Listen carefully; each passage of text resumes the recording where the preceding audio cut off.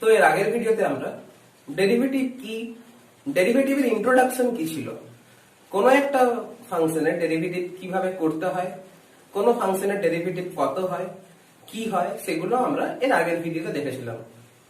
তো এর আগের ভিডিওটা basically mathematical point of view থেকে ছিল, যার কোনো প্র্যাকটিক্যাল প্রুফ আমি দিইনি, প্র্যাকটিক্যালি কিভাবে কাজে লাগাতে হয় সেটা আমরা দিইনি। আজকের ভিডিওতে আমরা ডেরিভেটিভের ফিজিক্যাল সিগনিফিকেন্স কি, ডেরিভেটিভকে আমরা প্র্যাকটিক্যালি কিভাবে কাজে লাগাবো, ফিজিক্সে ডেরিভেটিভের অ্যাপ্লিকেশন কি রয়েছে, তো সেই নিয়ে ডিসকাস করব। তোমরা প্রত্যেকেই জানো যে ডিসপ্লেসমেন্ট মানে কি, টাইম ভার্সেস ডিসপ্লেসমেন্ট গ্রাফ কেমন দেখতে হয়, টাইম ডিসপ্লেসমেন্ট টাইম গ্রাফের স্লোপকে মানে স্লোপ কি ডিনোট করে, অ্যাক্সিলারেশন মানে ভেলোসিটি ভার্সেস টাইম গ্রাফ দেখতে কেমন হয়, স্লোপ কি ডিনোট করে। তো সেগুলো আজকের ভিডিওতে আমরা ডেরিভেটিভের মাধ্যমে দেখার চেষ্টা করব। ধরো কোনো একটা পার্টিকেল এর ডিসপ্লেসমেন্ট টাইম গ্রাফ আমি আঁকার চেষ্টা করছি। ধরো ওয়াই অ্যাক্সিস বরাবর কোনো একটা পার্টিকেলের আমি ডিসপ্লেসমেন্ট ডিনোট করছি, আর এক্স অ্যাক্সিস বরাবর কোনো একটা পার্টিকেলের কতক্ষণ ধরে সে যাত্রা করছে সেটাকে আমি ডিনোট করছি। এখানে এসটা হচ্ছে ডিসপ্লেসমেন্ট, এটা হচ্ছে ডিসপ্লেসমেন্ট টাইম গ্রাফ।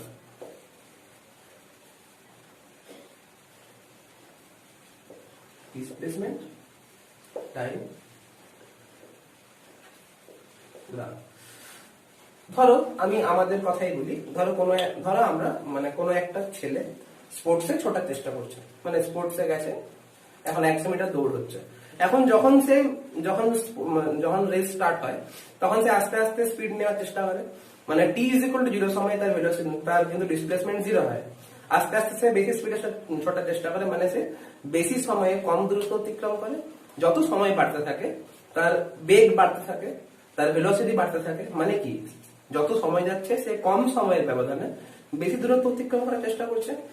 তারপর যখন রেস এন্ড হয় আস্তে আস্তে তার ভেলোসিটি কমতে থাকে, মানে সে বেশি সময়ের ব্যবধানে কম দূরত্ব অতিক্রম করবে। মানে তার ডিসপ্লেসমেন্ট টাইম গ্রাফটা দেখতে এরকম হবে। এখন তুমি গ্রাফ দেখে বুঝতেই পারছো আমি একটা সেম টু সেম এইরকম গ্রাফের অ্যাপ্লিকেশন এর আগের ভিডিওতে দেখেছিলাম। এখন যদি আমি এই পোরশনে একটা স্লোপ টানি, স্লোপ মানে কি যেটা আগের দিনে বলেছিলাম। এখন দেখো এটা কি রিপ্রেজেন্ট করছে, এটা রিপ্রেজেন্ট করছে টাইম। তাহলে দেখো আমি ওই পোরশনের স্লোপ নিয়েছি, ধরা যাক এটা θ1 অ্যাঙ্গেল করেছে, ধরা যাক এটা θ1 অ্যাঙ্গেল করছে। তাহলে tan θ1 ইজ ইকুয়াল টু কত হবে, tan θ1 ইজ ইকুয়াল টু হবে, এটা আমি ধরে নিচ্ছি এটা হচ্ছে t1। তাহলে tan θ ইজ ইকুয়াল টু হচ্ছে লম্ব বাই অতিভুজ। লম্বটা কি, এই লম্বটা কি রিপ্রেজেন্ট করছে, ডিসপ্লেসমেন্ট কে রিপ্রেজেন্ট করছে। ধরে নিচ্ছি এটা হচ্ছে s1। তাহলে tan θ ইজ ইকুয়াল টু হচ্ছে s1 বাই t1, মানে s1 মানে ডিসপ্লেসমেন্ট বাই টাইম। তাহলে এই স্লোপটা কি রিপ্রেজেন্ট করছে, rate of change of displacement with respect to time, মানে সময়ের সঙ্গে সঙ্গে ডিসপ্লেসমেন্টটা কি হারে চেঞ্জ হচ্ছে। আর তোমরা প্রত্যেকে জানো যে সময়ের সঙ্গে সঙ্গে সরণের পরিবর্তনকে কি বলা হয়, বেগ বলা হয়। তাহলে এই স্লোপটা মানে এখানে এটা কি রিপ্রেজেন্ট করছে, বেগ রিপ্রেজেন্ট করছে। তাহলে এটা ধরে নিচ্ছি ভেলোসিটিকে আমরা v1 দিয়ে রিপ্রেজেন্ট করছি, তাহলে এটা বেগ দিয়ে রিপ্রেজেন্ট করছে। আবার যদি তুমি এই পোরশনে একটা স্লোপ টানো, তাহলে ধরা যাক এটা এই অ্যাঙ্গেলটা হচ্ছে θ2। তাহলে tan θ2 কি রিপ্রেজেন্ট করছে, tan θ2 আমি ধরে নিচ্ছি এটা হচ্ছে s2, এটা হচ্ছে t2। তাহলে tan θ2 ইজ ইকুয়াল টু হচ্ছে s2, t2 is equal two v2।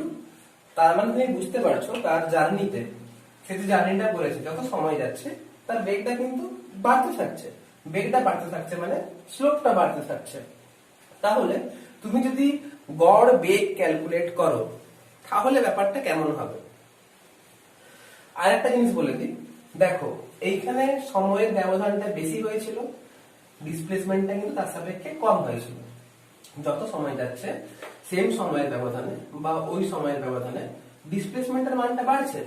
আবার লক্ষ্য করো যদি এই পোরশনে যাও, দেখো ডিসপ্লেসমেন্টের মানটা কিন্তু আরো বেড়ে গেছে, ধরে নাও এটা হচ্ছে থিটা 3, তাহলে এখানে tan theta 3 is equal to হবে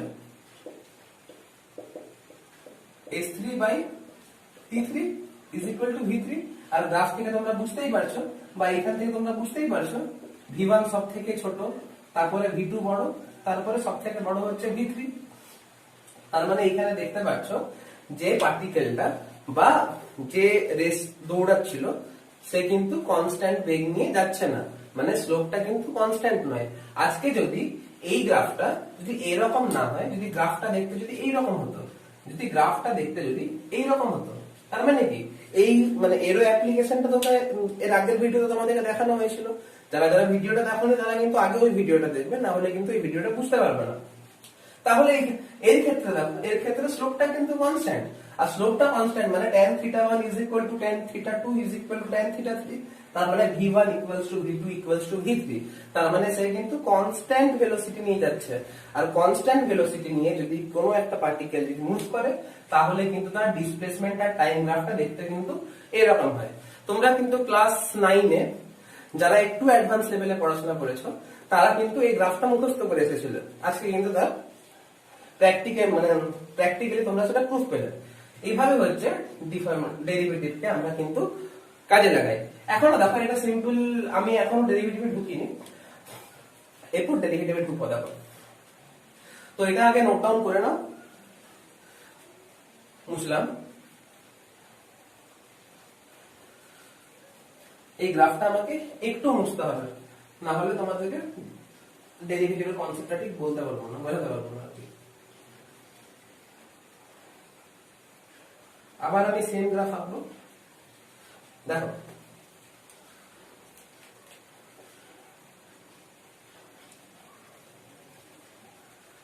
ধরা যাক এই গ্রাফের মধ্যে কোনো একটা পয়েন্ট নিলাম P, যার স্থানাঙ্ক হচ্ছে s, t। ধরা যাক এটা হচ্ছে সেই P পয়েন্ট যার স্থানাঙ্ক হচ্ছে x, s, t।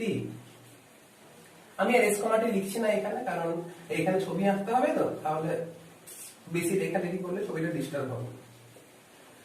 এখন এর এর এর স্থানাঙ্ক মানে এই অক্ষ বরাবর স্থানাঙ্ক হচ্ছে x, y লেখা হয় না, তাহলে আমি এটা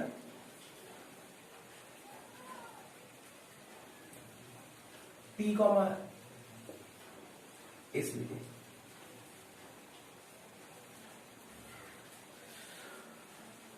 লক্ষ্য করো, যদি আমি t স্থানাঙ্কটা মানে এই স্থানাঙ্কটা বা x অক্ষের স্থানাঙ্কটা, অ্যাকচুয়ালি আমি x অক্ষ বরাবর t কে রিপ্রেজেন্ট করেছি আর y অক্ষ বরাবর s কে রিপ্রেজেন্ট করেছি।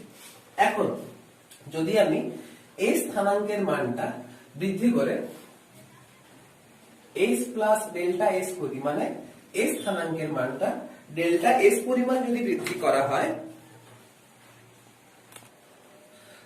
আর যদি t স্থানাঙ্কের মানটা t প্লাস ডেল্টা t বৃদ্ধি করা হয়, মানে s স্থানাঙ্কটা বৃদ্ধি পেয়ে হলো s প্লাস ডেল্টা s, আর t এর স্থানাঙ্কটা বৃদ্ধি পেয়ে হলো t প্লাস ডেল্টা t। তার মানে নিশ্চয় পয়েন্টটা আর এখানে থাকবে না, পয়েন্টটা এখান থেকে শিফট করবে, ধরা যাক এইখানে, আর ধরা যাক এটাই হচ্ছে কিউ পয়েন্ট। এখন যদি আমাকে s এর মান বের করতে হয় আর t এর মান বের করতে হয়, তাহলে এইখান থেকে আমাকে এই পয়েন্ট মানে t অক্ষের উপর একটা লম্ব টানতে হবে। ধরা যাক এটা হচ্ছে লম্ব আর এটা হচ্ছে t,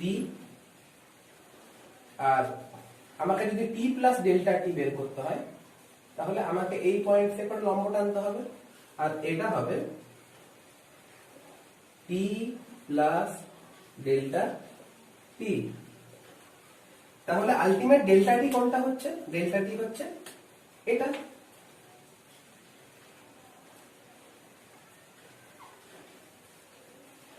আবার লক্ষ্য করো, এটা হচ্ছে আমাকে যদি x এর মান যদি বের করতে হয়, আমাকে যদি x এর মান বের করতে হয় তাহলে এই পয়েন্ট থেকে আমাকে x অক্ষের উপরে লম্ব টানতে হবে একটা, দিয়ে এটা হবে আমার x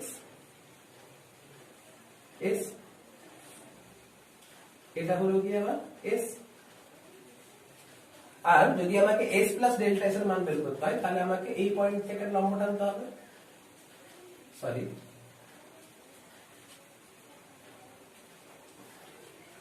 এটা হচ্ছে আমার s প্লাস ডেল্টা s। তাহলে ডেল্টা s টা কোনটা? এটা হচ্ছে আমার ডেল্টা s।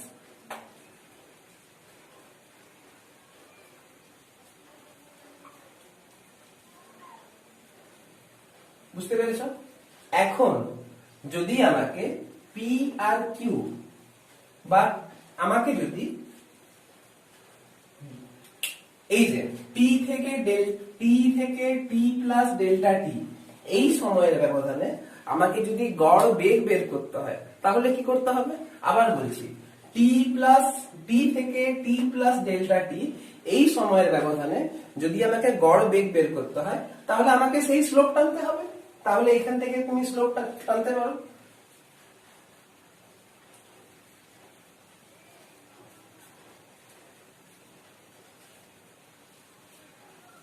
এটা হচ্ছে স্লোপটা। ধরা যাক এই অ্যাঙ্গেলটা হচ্ছে থিটা। তাহলে এটা যদি ডেল্টা টি হয় তাহলে ছবি থেকেই বুঝতে পারছো এটাও ডেল্টা টি হবে। আর এটা যদি ডেল্টা এস হয় তাহলে ছবি দেখেই বুঝতে পারছো এটা ডেল্টা এস হবে। তাহলে টি থেকে টি প্লাস ডেল্টা টি সময়ের ব্যবধানে আমার average velocity is equal two average velocity V average is equal two কত হচ্ছে? ডেল্টা এস বাই ডেল্টা টি। তাহলে এটা হচ্ছে ভি এভারেজের মান। কিন্তু তোমরা তাৎক্ষণিক বেগ বলে একটা বেগের নাম শুনেছো, যাদের পড়া হয়ে গেছে তারা জানো, বা ক্লাস 9এও তাৎক্ষণিক বেগ কথাটা ছিল। আবার বলছি, ভি এভারেজটা কি? টি থেকে টি প্লাস ডেল্টা টি সময়ের ব্যবধানে কিন্তু গড় বেগ। আমাকে যদি বলা হয় যে পার্টিকুলার এই সময়ের ব্যবধানে বেগটা কত ছিল, পার্টিকুলার এই সময়ের ব্যবধানে বেগটা কত ছিল, মানে ধরো তুমি বাইকে করে কোথাও যাচ্ছ, যদি বলা হয় টি ইজ ইকুয়াল টু 4 সেকেন্ড সময়তেই তোমার বেগটা কত ছিল, তুমি এইখান থেকে বাইক স্টার্ট করে তুমি স্কুলে গেলে, তোমাকে যদি বলা হয় যে তোমার গড় বেগ কত ছিল, তার মানে তুমি ডিসপ্লেসমেন্টকে তুমি টাইম দিয়ে ভাগ করবে। কিন্তু যদি আমি বলা হয় যে একদম 20 মিনিট ব্যবধানেই, মানে 20 মিনিট সময়তেই তোমার বেগটা কত ছিল, তাহলে তুমি কি করবে? একটু ভাবো, তারপরে আমি তোমাদের বলছি। ভিডিওটা পজ করে একটু ভাববে। তোমরা নিশ্চয়ই ভেবেছো, যখন পজ করে ভাবতে বলবো তখন কিন্তু তোমরা অবশ্যই ভাববে। এটা অফলাইন ক্লাস নয় যে তোমাদেরকে বসিয়ে বলবো যে ভাবো, তোমরা ভাববে। যদি না ভাবো তাহলে কিন্তু সেই অফলাইন ফিলটা আসবে না, তোমাদের সেটা চেষ্টা করতে হবে নিজে থেকে। যাই হোক, দেখো আস্তে আস্তে আমি যদি প্রসিড করি তাহলে তোমরা নিজেদের উত্তর নিজেরাই পাবে। দেখো, আমরা যখন এভারেজ ভেলোসিটি ক্যালকুলেট করছি তখন কিন্তু আমরা ধরে নিচ্ছি যে ডিসপ্লেসমেন্টটা কিন্তু এই সবুজ লাইন বরাবর চেঞ্জ হয়েছে, গ্রিন লাইন বরাবর চেঞ্জ হয়েছে। কিন্তু আমার তো ডিসপ্লেসমেন্টটা তো ওই গ্রাফ বরাবর তো হয়নি, আমার ডিসপ্লেসমেন্ট হয়েছে কিন্তু এই গ্রাফ বরাবর। তাহলে আমি যে ভেলোসিটিটা মেজার করছি সেটা তো আসলে আমার এভারেজ ভেলোসিটি নয়। দেখো, তাহলে আমাকে যদি ইনস্ট্যান্টেনিয়াস ভেলোসিটি যদি বের করতে হয়, তাহলে আবার সে একই গল্প। আমার ডেল্টা টি এর মানটা, মানে এই গ্যাপটা যত ছোট হবে, কিউ আর পি এই পয়েন্ট তত বেশি কাছাকাছি আসবে, এই গ্যাপের মানটা তত কমবে। আবার বলছি, ডেল্টা টি এর মানটা যত কম হবে, কিউ আর পি পয়েন্ট গুলো তত কাছাকাছি সরে আসবে। যত কম সরে আসবে, এই যে গ্যাপটা, এই গ্যাপের মানটা তত কম হবে। একেবারে এক্সট্রিম কেসে যখন ডেল্টা টি, একেবারে এক্সট্রিম কেসে যখন limit of delta T tends to 0 হবে, তখন মানে ডেল্টা টি টেন্ডস টু 0 হবে মানে কি, এর মানটা 0 নয় কিন্তু 0-র একেবারে কাছাকাছি। তখন পি আর কিউ একদম কাছাকাছি থাকবে।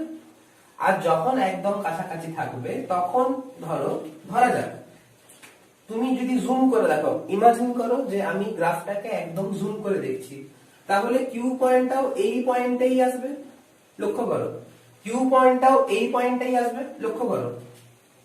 আমি যদি একটু বড় করে দেখাই, এটা হচ্ছে গ্রাফটা, আমি একদম জুম করে দেখাচ্ছি, মানে যদি একবারে এই গ্রাফটাকে জুম করে দেখা হয় তাহলে কিন্তু লাইনটা দেখতে কিন্তু এরকমই হবে। এটা হচ্ছে পি পয়েন্ট, এটা হচ্ছে কিউ পয়েন্ট।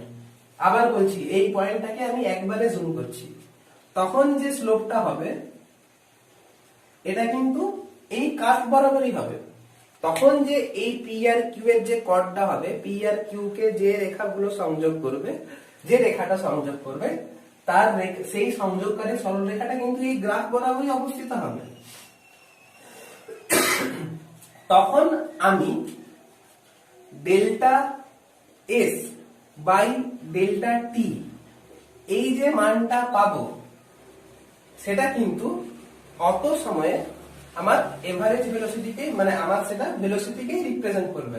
আর সেই ভেলোসিটিটাকে বলা হচ্ছে আমার তাৎক্ষণিক বেগ। আবার বলছি, আমি যে এই কন্ডিশনটা ইমপ্লাই করলাম, এই কন্ডিশনটা কি রিপ্রেজেন্ট করছে, টি সময় ব্যবধানে, একদম পার্টিকুলার টি সময় ব্যবধানে তার বেগের মানটা কত ছিল। তখন এদের যে সংযোগকারী সরলরেখাটা সেটা এই গ্রাফ বরাবরই হবে, সেটা দেখালাম। বা বলতে পারি ওই সরলরেখাটা এই বিন্দুতে স্পর্শক হবে। আর যদি স্পর্শক হয়, ধরো এটা গ্রাফটা, আর যদি এটা স্পর্শক হয় এই বিন্দুতে, তখন এই পয়েন্টটা হবে ডেল্টা এস আর এই পয়েন্টটা হবে ডেল্টা টি। তখন এটাই রিপ্রেজেন্ট করবে পার্টিকুলার টি সেকেন্ড সময়ে ইনস্ট্যান্টেনিয়াস ভেলোসিটি বা তাৎক্ষণিক বেগ। আর তখন এটাকেই বলা হবে তাৎক্ষণিক বেগ বা ইনস্ট্যান্টেনিয়াস ভেলোসিটি। Instantaneous velocity. আর এর আগের দিনে ডেরিভেটিভ যেহেতু তোমাদের পড়ানো হয়েছে, তোমরা জানো যখনই আমি এই কন্ডিশনটা ইমপ্লাই করব তখনই এই সমীকরণটা দেখতে হয়ে যায় এইরকম, ds বাই dt। আর এটাকে আমরা v দিয়ে রিপ্রেজেন্ট করি। তাহলে এখান থেকে আমরা বলতে পারবো যে v is equal to ds by dt। এটাকেই বলা হচ্ছে ইনস্ট্যান্টেনিয়াস ভেলোসিটি, বা t তম টাইমে ওই পার্টিকেলটা কত ভেলোসিটি নিয়ে যাচ্ছিল। তাহলে বুঝতে পারছো যে ডেরিভেটিভের কনসেপ্টকে কাজে লাগিয়ে আমি কিভাবে কত সহজে কোনো একটা পার্টিকেলের ইনস্ট্যান্টেনিয়াস ভেলোসিটি বা ভেলোসিটির মানটা বের করতে পারবো। আস্তে আস্তে যত সময় যাবে তত তোমাদের ডেরিভেটিভের কনসেপ্টটা আরো বেশি ক্লিয়ার হবে। আশা করি তোমাদের ডেরিভেটিভের কনসেপ্টটা ক্লিয়ার করতে পেরেছি। আমাদের ডেরিভেটিভের অ্যাপ্লিকেশন নাম্বার 2 পড়ব, তার আগে এটা নোট ডাউন করে নাও।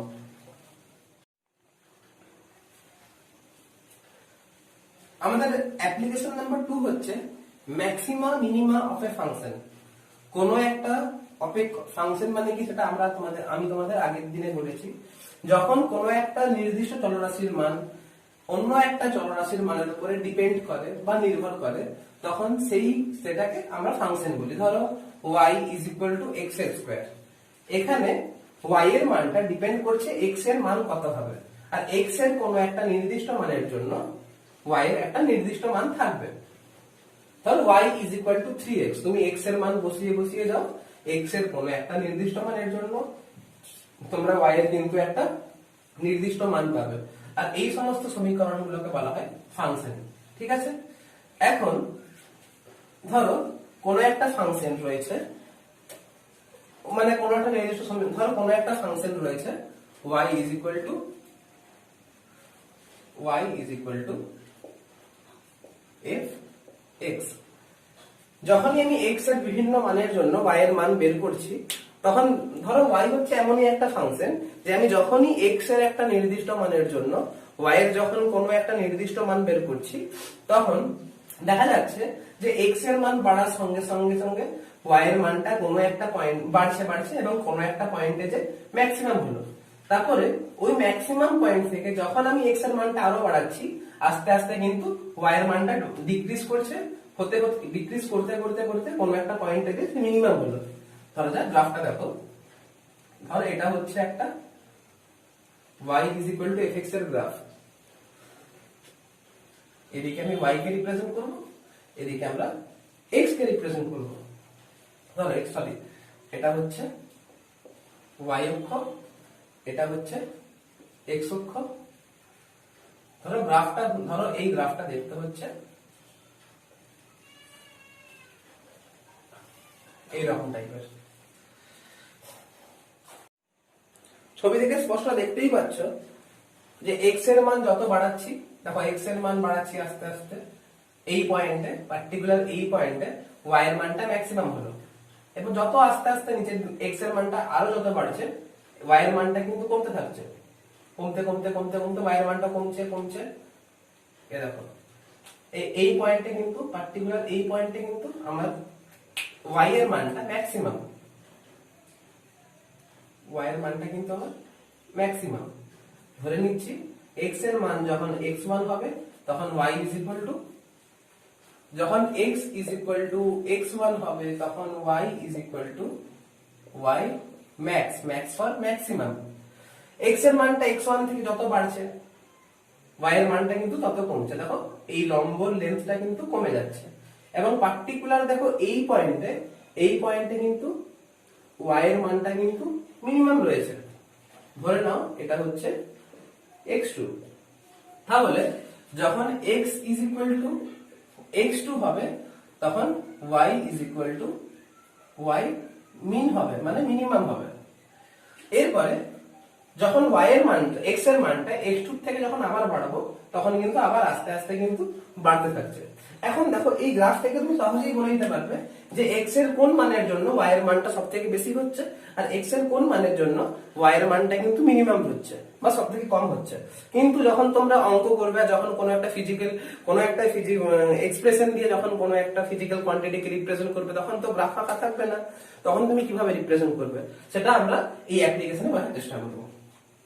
ধরো তুমি যদি একেবারে ম্যাক্সিমাম পয়েন্টগুলোতে যাও, তুমি যদি একেবারে এই পয়েন্টে যদি থাকো তাহলে তুমি, আর এই পয়েন্টে তুমি যদি কোনো একটা স্পর্শক টানো, ধরো এই পয়েন্টে আমি একটা স্পর্শক টানছি, এটা হচ্ছে সেই স্পর্শক, এটা হচ্ছে স্পর্শক, আর এই পয়েন্টও এটা হচ্ছে আমার স্পর্শক।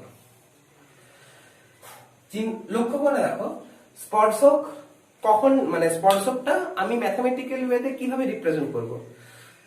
এতক্ষণ তোমরা আগের ভিডিওতে দেখেছো বা এর আগের অ্যাপ্লিকেশনে দেখলে স্পর্শককে আমরা dx দিয়ে রিপ্রেজেন্ট করি, তাহলে এই পয়েন্টেও স্পর্শকটাকে আমাকে dx দিয়ে রিপ্রেজেন্ট করতে হবে। তাহলে দেখো at maximum point and at minimum point, এই যে স্পর্শকটা, এই স্পর্শকটা এই অক্ষের সঙ্গে কত কোণ করেছে, এই স্পর্শকটা দেখতেই পাচ্ছ, এই স্পর্শকটা কিন্তু আমার x অক্ষের সঙ্গে সমান্তরাল, x অক্ষের সঙ্গে সমান্তরাল মানে x অক্ষের সঙ্গে theta is equal to 0 degree angle করেছে, আর theta is equal to 0 degree angle করা মানে tan 0 degree is equal to 0 হয়, মানে মানে এই পয়েন্টে dx এর মানটা 0 হবে। তাহলে at maximum and minimum point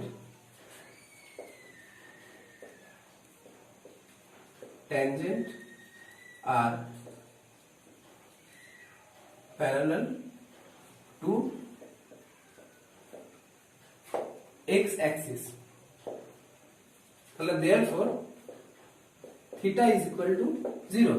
যে থিটাটা কি, থিটা হচ্ছে ওই স্পর্শকটা x অক্ষের সঙ্গে কত কোণ করেছে, তাহলে therefore tan theta is equal to 0, therefore dy by dx is equal to 0। তাহলে ম্যাক্সিমাম পয়েন্ট আর মিনিমাম পয়েন্টে তোমাকে যদি ম্যাক্সিমাম পয়েন্ট আর মিনিমাম পয়েন্ট বের করতে হয় তাহলে ফার্স্ট কন্ডিশন হচ্ছে আমাকে ডিওয়াই বাই ডিএক্স এর মানটা কিন্তু 0 করতে হবে। এটাকে বলা হচ্ছে, তোমরা জানো এটা হচ্ছে ডেরিভেটিভ, আর এটাকে আমরা অঙ্কের ভাষায় ফার্স্ট অর্ডার ডেরিভেটিভ বলি। যখন কোনো একটা ফাংশনকে আমি একবার ডেরিভেটিভ করব তো সেটাকে বলা হয় ফার্স্ট অর্ডার ডেরিভেটিভ। তাহলে ম্যাক্সিমাম এন্ড মিনিমাম পয়েন্টে আমাকে ফার্স্ট অর্ডার ডেরিভেটিভ বা ডি বাই ডিএক্স এর মানটা কিন্তু আমাকে 0 করতে হবে। এখন একটু যদি তোমরা ভালো করে লক্ষ্য করে দেখো, তাহলে তোমার প্রথম কাজ কি, তুমি D by DX is equal to 0 বের করবে। দিয়ে ধরো এর একটা নির্দিষ্ট কোনো মান রয়েছে, সেটা cos x হতে পারে, সেটা sin x হতে পারে, সেটা x এর কোনো x স্কয়ার হতে পারে, সেটা y স্কয়ার x কিউব হতে পারে, যা খুশি হতে পারে। তাহলে তোমার প্রথম কাজ হচ্ছে dy dx 0 করা, আর পার্টিকুলার dy বাই dx 0 করবে। দিয়ে যে মানটা বেরোবে তাকে 0 এর সঙ্গে ইকুয়েট করবে। দিয়ে x এর যে মানটা বেরোবে, x এর সেই মানে y ফাংশনের মানটা কিন্তু আমার 0 মানে ম্যাক্সিমাম হবে বা মিনিমাম হবে। আবার বলছি, এই ফাংশনটাকে তুমি একবার ডেরিভেটিভ করবে এবং ডেরিভেটিভ করে যেটা পাবে সেটাকে 0 এর সঙ্গে ইকুয়াল করবে। তখন যে x এর যে মানটা পাবে সেই মানে y এর মানটা কিন্তু ম্যাক্সিমাম বা মিনিমাম হবে। তুমি যদি এই ফাংশনটাকে 0 এর সঙ্গে ইকুয়াল করো তাহলে x এর মানটা তুমি দুটো মান পাবে, একটা হচ্ছে x1 পাবে, একটা হচ্ছে x2 পাবে। আর দেখতে পাচ্ছ x1 আর x2 এই দুটো মানে y এর মানটা একবার ম্যাক্সিমাম হয়েছে, একবার মিনিমাম হয়েছে। এখন তোমরা অর্ধেকটা বুঝবে, একটা অঙ্ক করালে কিন্তু আরো অর্ধেকটা বুঝে পুরো তোমাদের কনসেপ্টটা কিন্তু ফুল ক্লিয়ার হবে। ফিজিক্স হচ্ছে এমনই একটা জায়গা যেখানে তোমাকে থিওরি আর প্র্যাকটিক্যাল, থিওরি আর প্রবলেম এই দুটোর কম্বিনেশনে কিন্তু তোমার থিওরি মানে তোমার ফিজিক্সের ব্যাকগ্রাউন্ডটা তোমাকে মজবুত করতে হবে। তাহলে এবার লক্ষ্য করো, যদি তুমি এই পয়েন্টে স্পর্শক টানো, যদি তুমি পার্টিকুলার এই পয়েন্টে স্পর্শক টানো, ডটেড লাইন দিয়ে রিপ্রেজেন্ট করছি, আর এই পয়েন্টে স্পর্শক টানো, লক্ষ্য করো এই পয়েন্টে স্পর্শকটা এটা যদি x অ্যাক্সিস হয় তাহলে এর সঙ্গে প্যারালাল যে কোনো অ্যাক্সিসটা x অ্যাক্সিসই হবে। এটা কিন্তু x অ্যাক্সিসের সঙ্গে ধনাত্মক কোণ করেছে।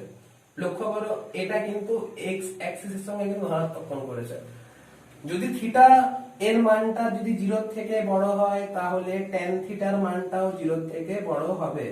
তোমরা এটা ত্রিকোণমিতিতে পড়ে এসছো বা তোমরা অনেকেই জানো। তাহলে যে পয়েন্টে x এর যে মানের জন্য y এর মানটা ম্যাক্সিমাম হচ্ছিল তার আগের দিকে যদি কোনো পয়েন্টে তুমি স্পর্শক টানো তাহলে থিটার মানটা কিন্তু 0 থেকে বেশি হচ্ছে। আর থিটার মানটা 0 থেকে বেশি হচ্ছে মানে tan থিটার মানটা 0 থেকে বেশি হচ্ছে, আর tan থিটার মানটা 0 থেকে বেশি হচ্ছে মানে dy বাই dx এর মানটা কিন্তু 0 থেকে বেশি হচ্ছে। যত তুমি ম্যাক্সিমাম পয়েন্টের এক্সট্রিম পয়েন্টের দিকে যাবে তত কিন্তু dy বাই dx এর মানটা মানে 0 এর কাছাকাছি যাচ্ছে, মানে dy dx এর মানটা কমতে থাকছে। আর একেবারে এক্সট্রিম পয়েন্টে যে dy dx এর মানটা কিন্তু 0 হচ্ছে। তারপরে তুমি যদি পার্টিকুলার এই পয়েন্টে যদি যাও, পার্টিকুলার যদি এই মানে এই পয়েন্টে যদি যাও তাহলে দেখতেই পাচ্ছ স্পর্শকটা কিন্তু x অক্ষের সঙ্গে কিন্তু 90 ডিগ্রি বেশি কোণ করেছে।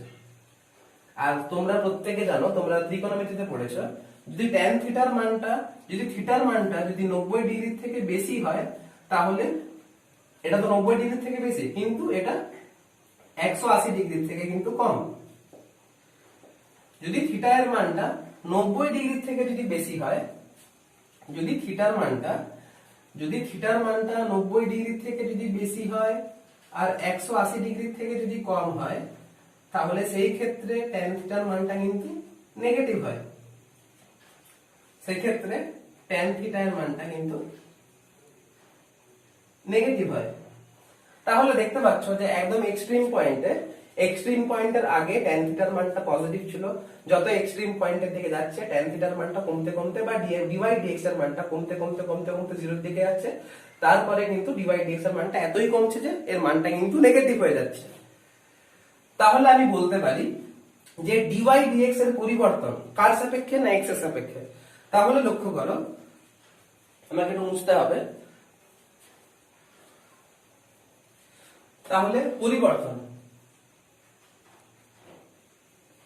rate of change of dy by dx with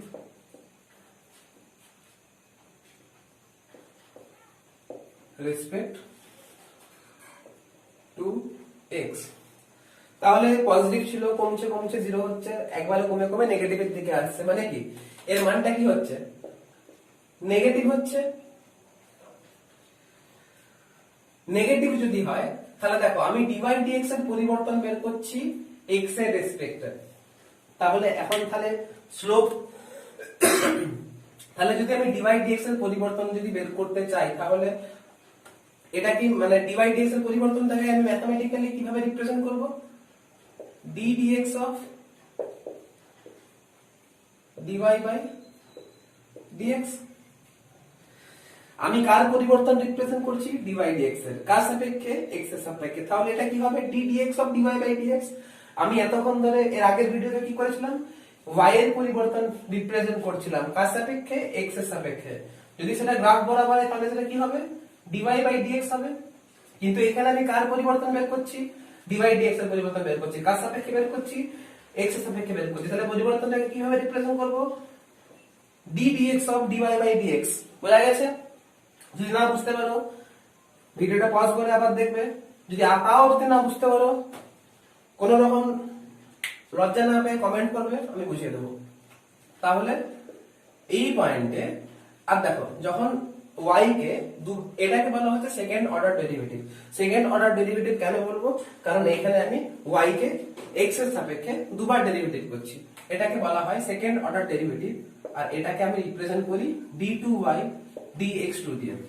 তাহলে যেহেতু dy dx এর পরিবর্তনটা x এর সাপেক্ষে নেগেটিভ হচ্ছে, তাহলে এর মানটা হবে 0 থেকে কম। তাহলে এট এক্সট্রিম পয়েন্ট, তোমাকে যদি এক্সট্রিম পয়েন্ট বের করতে হয় বা চরম মানের ক্ষেত্রে dy dx 0 বেরোবে, dy dx 0 করে x এর মান দুটো বেরোবে, একটা মান বেরোবে x1, একটা মান বেরোবে x2। তুমি কি করে বুঝবে যে x1 মানের মানে x x1 মানেই y এর মানটা বেশি হবে না x2 মানে y এর মানটা বেশি হবে? আমি যেহেতু গ্রাফ এঁকেছি, তুমি গ্রাফ দেখে বুঝতে পারছো x1 হবে কি x2 হবে, কিন্তু তোমার প্রবলেম করার সময় তো গ্রাফ এঁকে দেওয়া থাকবে না। তাহলে তুমি কি করে বুঝবে, তাহলে যে পয়েন্টে তুমি x মানে যে ইকুয়েশনটা বের হবে সেখানে x1 এর মানটা বসাবে, x2 এর মানটা বসাবে, যেখানে d2y by dx2 এর মানটা 0 থেকে কম হবে সেই পয়েন্টটা এক্সট্রিম পয়েন্ট হবে। আর তুমি এইখানে দেখো, এইখানেও কিন্তু এই যে এইখানেও যে স্পর্শকটা, এই স্পর্শকটা কিন্তু 180 ডিগ্রি মাইনাস থিটা কোণ করেছে, মানে কি এইখানে কিন্তু এই পয়েন্টের ক্ষেত্রে কি হচ্ছে, এই পয়েন্টের ক্ষেত্রে কিন্তু dy by dx এর মানটা কিন্তু 0 থেকে ছোট হচ্ছে, কারণ একই ব্যাপার এখানে যদি এইখানেও 180 ডিগ্রি মাইনাস থিটা কোণ করেছিল, তার মানে কি এইখানে তো tan থিটার মানটা কি হচ্ছিল, 0 থেকে কম হচ্ছিল। একবারে এই পয়েন্টে কি হলো, 0 হলো, মানে কি dy dx এর মানটা x বাড়ার সঙ্গে সঙ্গে বাড়তে যখন এইখানে এলো তখন কিন্তু x অ্যাক্সিসের সঙ্গে কিন্তু ধনাত্মক কোণ করেছে। ধনাত্মক কোণ করেছে মানে কি এখানে dy dx এর মানটা কি হচ্ছে, ধনাত্মক হচ্ছে, মানে কি 0 থেকে বেশি হচ্ছে। তাহলে লক্ষ্য করো যখন আমি অবম মান বের করব বা যখন আমি মিনিমাম ভ্যালু বের করব, তখন মিনিমাম ভ্যালুর ক্ষেত্রে কি হচ্ছে, মিনিমাম ভ্যালুর আগে বা x2 পয়েন্টের আগে dy dx এর মানটা কিন্তু ঋণাত্মক হচ্ছিল, আস্তে আস্তে বাড়ছে, dy dx এর মানটা আস্তে আস্তে বাড়ছে, বাড়তে সেটা শূন্যের দিকে যাচ্ছে। তারপরে যখন x এর মানটা আরো যখন বাড়াচ্ছি তখন কিন্তু dy dx এর মানটা কিন্তু পজিটিভের দিকে যাচ্ছে। তাহলে rate of change of dy এটা হচ্ছে কোন কেসে, বুঝতে হবে আমাকে, এটা হচ্ছে কোন কেস। এতক্ষণ ধরে আমি যেটা বের করলাম সেটা ছিল কিন্তু এট ম্যাক্সিমাম পয়েন্ট, এতক্ষণ ধরে যেটা বের করলাম এটা ছিল কিন্তু এট ম্যাক্সিমাম পয়েন্ট, এটা ছিল এট ম্যাক্সিমাম পয়েন্ট। 2 নাম্বার পয়েন্ট, এটা ছিল 1 নাম্বার পয়েন্ট ছিল এটা। ফর মিনিমাম পয়েন্ট আমি কি করব, for minimum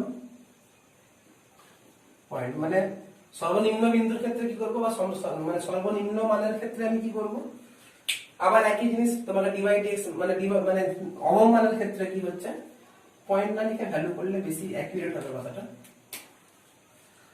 for minimum value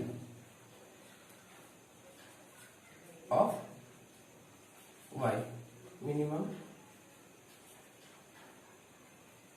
value of y। এখানে কি হচ্ছে, rate of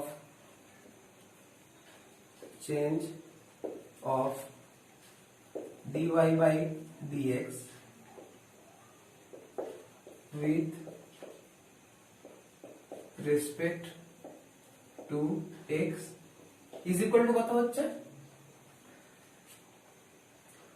that is dx of dy dx, এটা কি ইমপ্লাই করছে d2y by dx2, এর মানটা কত হচ্ছে, এই যে নেগেটিভ ছিল, যত যত মিনিমামের দিকে আসছে তত মানটা বাড়ছে, বাড়তে বাড়তে 0 হলো, তারপরে কিন্তু ফার্দার আরো বাড়ছে, ধনাত্মক হচ্ছে, মানে এর মানটা 0 থেকে বেশি হচ্ছে। তাহলে ম্যাক্সিমাম পয়েন্টে d2y by dx2 এর মানটা 0 থেকে ছোট হবে, আর মিনিমাম পয়েন্টে d2y by dx2 বা y এর সেকেন্ড অর্ডার ডেরিভেটিভের মানটা কিন্তু 0 থেকে বড় হবে। আমি আবার একবার রিমাইন্ড করাই, তোমাকে যদি ম্যাক্সিমাম পয়েন্ট বা মিনিমাম পয়েন্ট বের করতে হয় তাহলে y এর ফার্স্ট অর্ডার ডেরিভেটিভটাকে মানে ফার্স্ট অর্ডার ডেরিভেটিভ বের করবে, dy by dx এর মানটা বের করবে, দিয়ে সেটাকে 0 এর সঙ্গে সমান করবে। 0 এর সঙ্গে সমান করে তুমি দুটো মান পাবে, দিয়ে পরে ধরো x x1 মান পেলে, x x2 মান পেলে। এখন তুমি জানো না যে x x1 মানে y এর মানটা ম্যাক্সিমাম হবে না x x2 মানে y এর মানটা ম্যাক্সিমাম হবে। তাহলে তোমাকে যদি ম্যাক্সিমাম পয়েন্ট বের করতে হয় তাহলে তোমাকে y এর সেকেন্ড অর্ডার ডেরিভেটিভ বের করতে হবে, বা dy dx কে তোমাকে x এর সাপেক্ষে কিন্তু আবার ডেরিভেটিভ করতে হবে, মানে d2y dx2 এর মানটা দেখতে হবে x x1 পয়েন্টে 0 থেকে বেশি না কম। যদি x x1 পয়েন্টে d2y by dx2 এর মানটা যদি 0 থেকে বেশি হয় তাহলে সেটা মিনিমাম পয়েন্ট হবে, সেটা কিন্তু অবম মান হবে। আর যদি d2y dx2 এর মানটা কিন্তু যদি 0 থেকে বড় হয়, যদি কম হয় তাহলে সেটা কিন্তু ম্যাক্সিমাম ভ্যালু অফ y হবে বা ম্যাক্সিমাম পয়েন্ট হবে। বোঝা গেছে? একটা প্রবলেম করালে তোমাদের কনসেপ্টটা আরো ক্লিয়ার হয়ে যাবে। একটা প্রবলেম করাবো।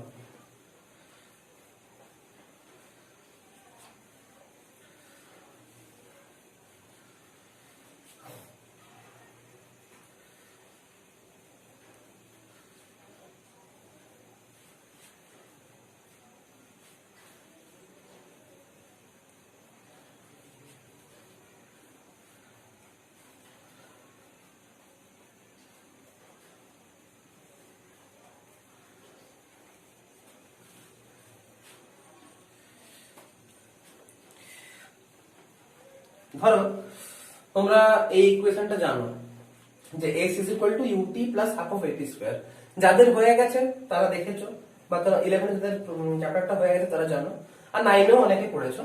ধরা যাক কোনো একটা বস্তুকে উপর দিকে ছড়ে দিলাম, তাহলে আমি কোনো একটা বস্তু রয়েছে, এটাকে u বেগে উপর দিকে ছড়ে দিলাম, তাহলে তার বেগটা কমতে কমতে কমতে কমতে একটা ম্যাক্সিমাম পয়েন্টে যাবে, ধরা যাক এই সাইডে পর্যন্ত সে গেল। আর এই ইকুয়েশন অফ মোশনকে আমি রিপ্রেজেন্ট করব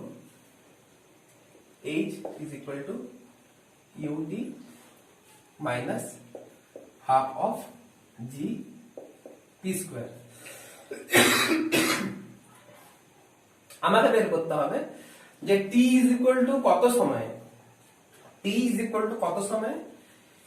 h is equal to h max হবে, মানে t is equal to কত সময় h এর মানটা কিন্তু ম্যাক্সিমাম হবে।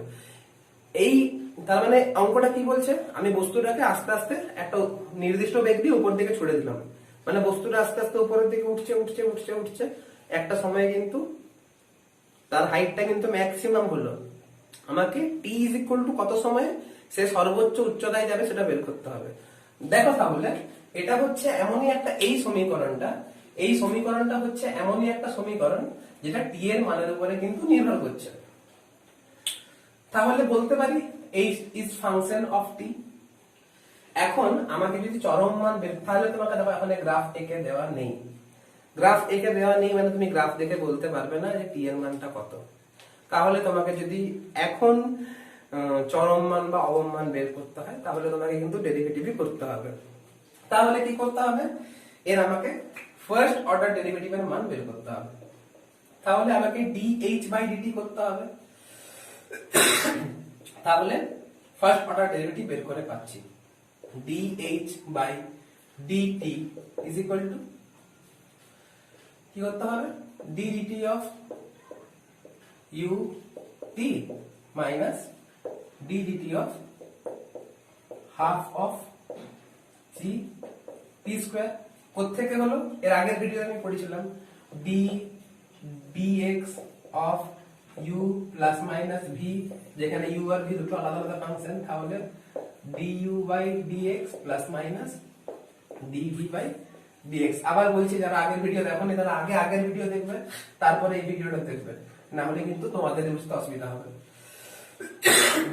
দেখো আমি যে বস্তুটাকে উপরের দিকে ছুঁড়েছিলাম একটা নির্দিষ্ট বেগ নিয়ে, এই মানটা তো কনস্ট্যান্ট ছিল, আমি একটা নির্দিষ্ট বেগ নিয়ে বস্তুটাকে উপরের দিকে ছুঁড়েছিলাম, তার মানে ইউ এর মানটা কনস্ট্যান্ট। আর আমি বলেছিলাম যখন আমি কনস্ট্যান্ট যখন ভেতরে থাকবে সেই কনস্ট্যান্টটা কিন্তু ডেরিভেটিভের বাইরে বেরিয়ে আসবে, মানে ddx অফ ax কত হবে, যেখানে এটা ইজ ইকুয়াল টু কনস্ট্যান্ট, তাহলে এই কনস্ট্যান্টটা কিন্তু বাইরে বেরিয়ে চলে আসবে। আর এটা হবে, এটা x না করে এটা u করো, যেখানে u is a function of x, তাহলে এটা du dx হবে।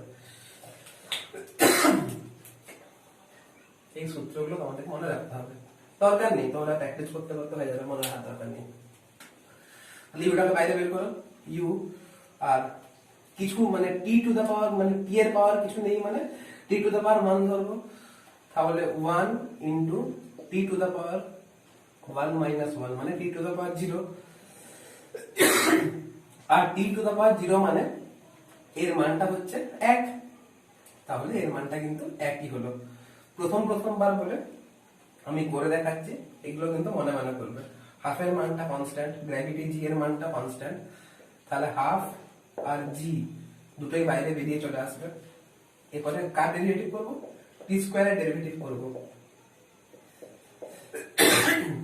টি স্কয়ারের ডেরিভেটিভ মানে কি, দুইটা আগে আসবে, তারপরে টি টু দা পাওয়ার 2 মাইনাস 1 হবে, টি টু দা পাওয়ার 2 মাইনাস 1 মানে এর মানটা কিন্তু 2 মাইনাস 1 মানে 1 হবে, 1 মানে কিছু লেখার দরকার নেই, 2t হবে। তাহলে এটা ডেরিভেটিভ কত হবে, এটা ডেরিভেটিভ হবে আমাদের 2t ইনটু 2t, এই 2 আর এই 2 কাটবে, তাহলে আলটিমেট অ্যানসারটা কত বেরোবে, u মাইনাস gt। এখন যেহেতু ম্যাক্সিমাম পয়েন্টে for h is equal to h max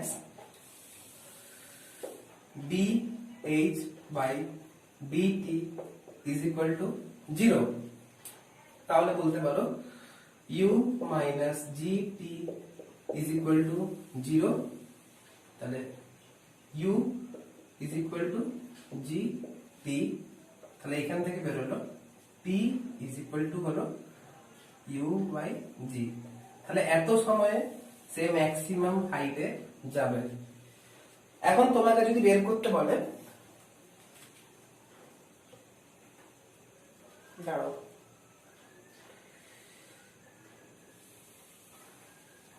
এখন যদি তোমাকে বের করতে বলে যে ম্যাক্সিমাম হাইটটা কত হবে, তাহলে কিছুই না, টি এর মানটা এখানে পুট করে দেবে, টি এর মানটা এখানে, এই টি এর মানটা এখানে পুট করবে, এই যে যা মান বেরোবে সেটাই হবে ম্যাক্সিমাম হাইট। এইখানে টি এর মানটা একটাই বেরোলো, তাই জন্য আমাকে আর ম্যাক্সিমাম আর মিনিমাম ভ্যালু মানে কোন পয়েন্টে ম্যাক্সিমাম হবে আর কোন পয়েন্টে মিনিমাম হবে সেটা বের করার জন্য আমাকে সেকেন্ড অর্ডার ডেরিভেটিভ বের করতে হলো না, একটা মানেই কিন্তু কাজ হয়ে গেল, কারণ যেহেতু একটাই মান বেরিয়েছে। তোমার যদি ফার্দার দুটো মান যদি বেরোতো তাহলে তোমাকে এটাকে ফার্দার আবার ডেরিভেটিভ করতে হতো, আবার ডেরিভেটিভ করে পুট করে দেখতে হতো সেটা জিরোর মান থেকে বেশি হয় না কম হয়, তাহলে অঙ্কটা হয়ে যেত আর কি। তো যদি তোমরা ইন্টারেস্টেড থাকো, তোমাদের 11 বইয়ে আছে, বের করবে, 2-3টা অঙ্ক প্র্যাকটিস করবে, বা ইউটিউবে সার্চ করতে পারো, কোনো অসুবিধা নেই। বা যদি নাও সার্চ করো, ফার্দার আরো অঙ্ক হবে, আরো ডেরিভেশন হবে, তখন তোমরা দেখতে পাবে। ঠিক আছে, তো আজকের ভিডিওতে এতটাই থাক। আশা করি তোমরা ডেরিভেটিভ নিয়ে সমস্ত কনসেপ্ট বুঝতে পেরেছো। তা সত্ত্বেও যদি কোনো ডাউট তোমাদের থেকে থাকে, তোমরা কমেন্টে অবশ্যই জানাবে, আমি চেষ্টা করবো তোমাদের ডাউট সলভ করার।